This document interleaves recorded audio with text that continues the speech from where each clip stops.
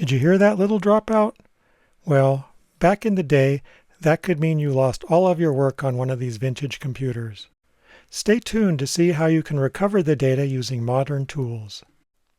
But first, let's look at the problem in more detail and actually what you experienced on the vintage computer if this happened. So I've got my TRS-80 set up here. I've got an actual TRS-80 drive along with my Gotek drive. The Gotek is configured as drive 0. Hopefully you can see that jumper that's third over. That makes it drive 0. If you move it to the left, it'll be drive 1. And I've got it booted up to TRS-DOS 2.3. And what I wanted to demonstrate here is I found, it was really neat, I did find my old cassette tape where I had the STARS program. This was the program I was demonstrating at the Vintage Computer Festival back in August 2025. And this apparently has a source code as the first item on the tape. But there apparently is a problem with it, and I wanted to demonstrate that and how to get past that. So I'm going to go ahead and load this tape into the cassette deck, cassette tape player recorder here, and it is already rewound. So on this floppy, I already know the program. I have the old editor assembler, which is just called Edit. And it's going to go ahead and bring up the editor assembler. And the cassette is in the cassette player. And I've got the correct black jack into the ear. So we're all set to go. I'm going to go ahead and hit L and then enter. And then we're going to press play on the cassette. And we should start seeing some stars flashing up here. And as long as they flash at a reasonably good pace, we'll be in good shape. Like that looks good.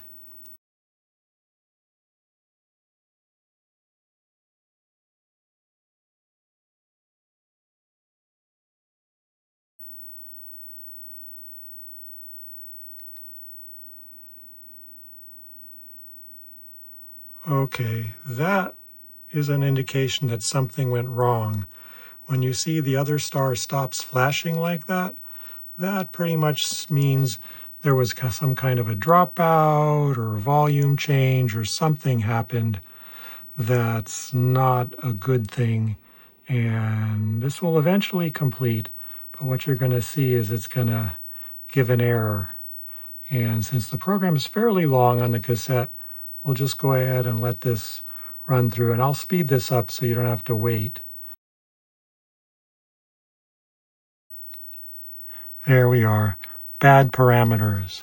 So that means this thing didn't load at all. And if you do a P to print, oh, well, it did load some. That's interesting. And we do P again. And a little side note here, you can see actually at line 310, it kind of messed up two lines, and line 320 is joined to it.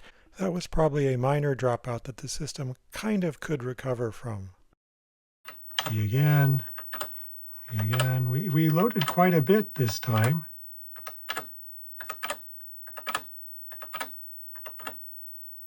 And then we have a problem. You can see it kind of messed up. So you can fiddle with the volume a bit, but I know for a fact that this audio tape has a dropout, actually has several on it, which makes it basically impossible to load on this computer. But there is a way around it, and I will demonstrate that. How to recover a TRS-80 program from a tape with dropouts. First thing you're going to need to do is download this tool called TRS-80 Tool. The website link will be in the description, and you can see it here above. Scroll down on this page and look for installation, and then choose your appropriate operating system. I've already installed it for a Mac, so I'm going to continue on from that point. The next step is to digitize the cassette audio to a .wav file. There are many ways to do this, but I used QuickTime New Audio Recording and then fed the audio into the Mac and recorded it. I digitized it using a high audio sample rate, and here you can see the file possible sun source M4A, and here's an info on it from the Mac. We're now going to take a look at the audio file and see what the problem is. So I imported the audio into iMovie on my Mac, and here you can see the audio from the tape recording. It looks pretty good at this resolution, but if you zoom in quite a bit, you're going to see what I'm talking about. We can actually listen to it here if you want.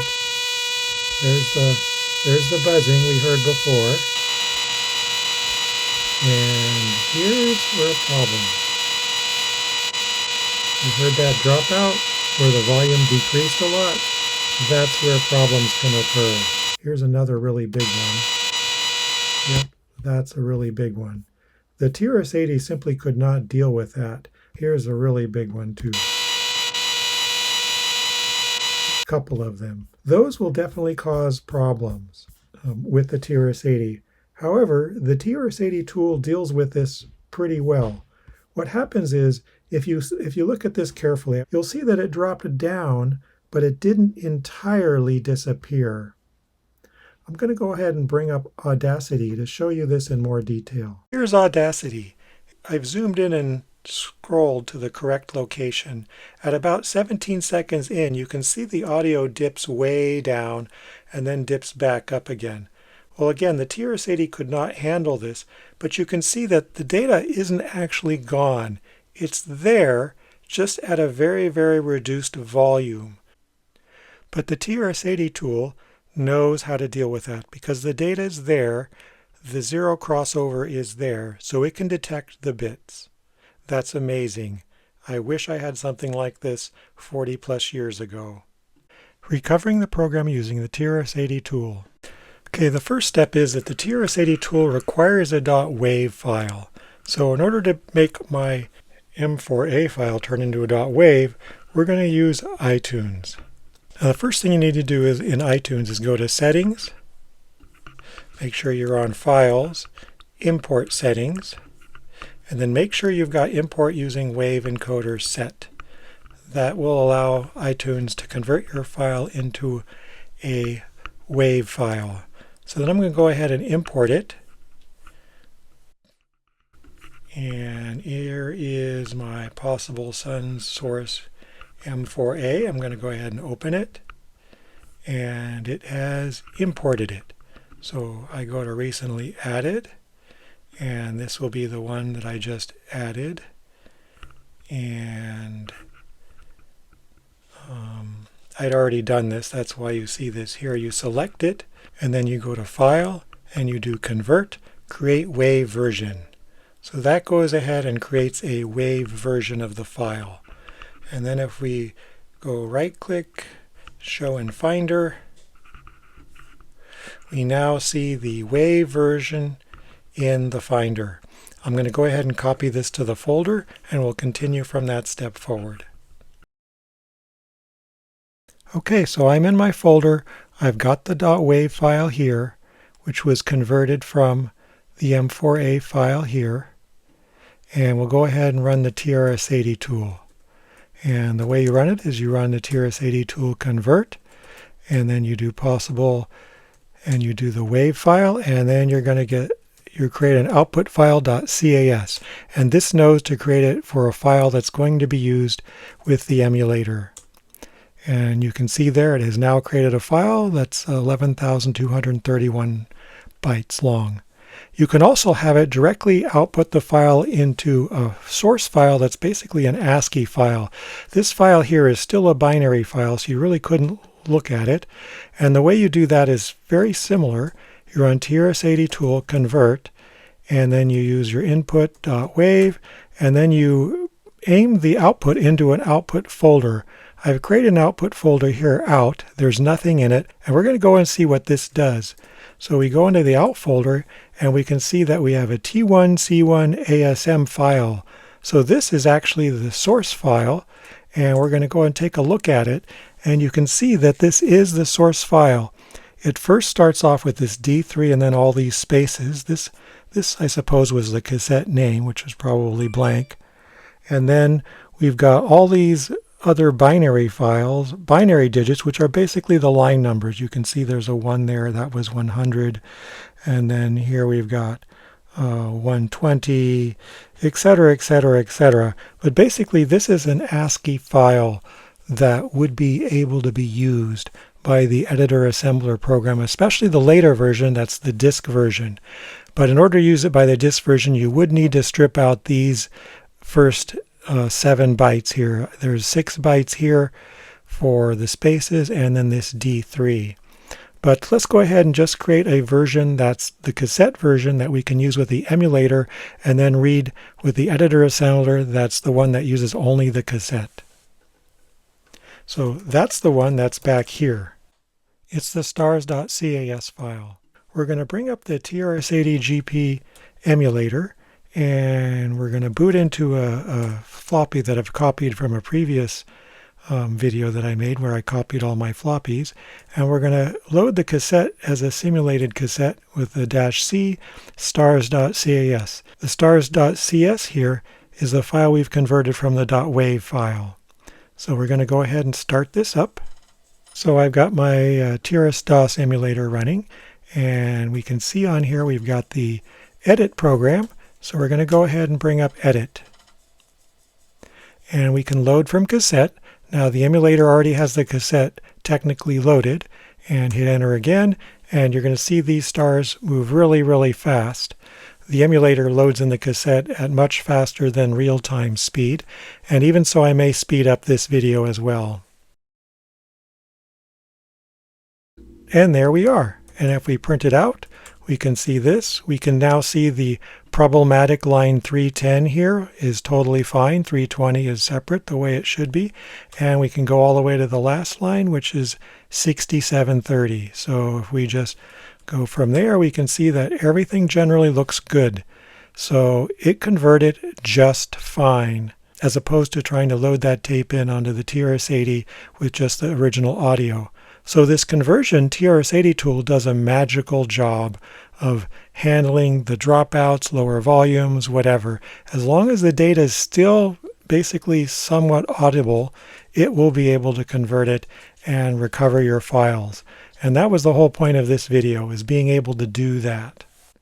So here's another question. What if you wanted to load the data back on an actual TRS-80? One other thing I did want to mention is that it's possible to go the other direction as well. For example, let's say I just wanted to load this onto a TRS-80 computer with all of the waveform fully restored back to what it originally should be. You should be able to do that by doing this. Basically, you run the TRS-80 tool and you do a convert, and you take the .cas as the input file, and then the output file will simply be stars.wav. So that should convert it back into a WAV file. And as you can see here, we now have a WAV file. So let's go ahead and bring up a tool to look at that WAV file to see if the audio is perfectly level. So here I've brought up Audacity with the stars.wav as the input. And here you can see at 17.150, the WAV file is perfectly flat.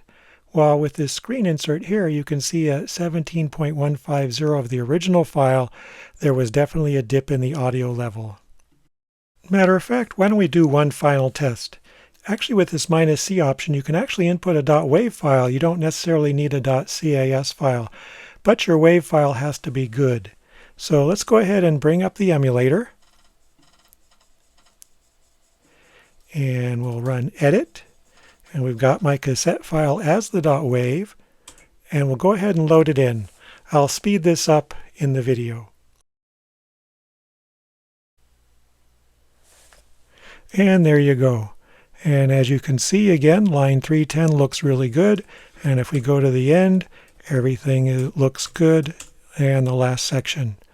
I did try this test using the original .wav form, and I got that bad parameters message. So using the convert program definitely helped make everything work. There is a way to put the file directly onto a floppy, but I'll leave that for another video later. Thanks for watching. Please like and subscribe. And please take a look at one of my other videos here.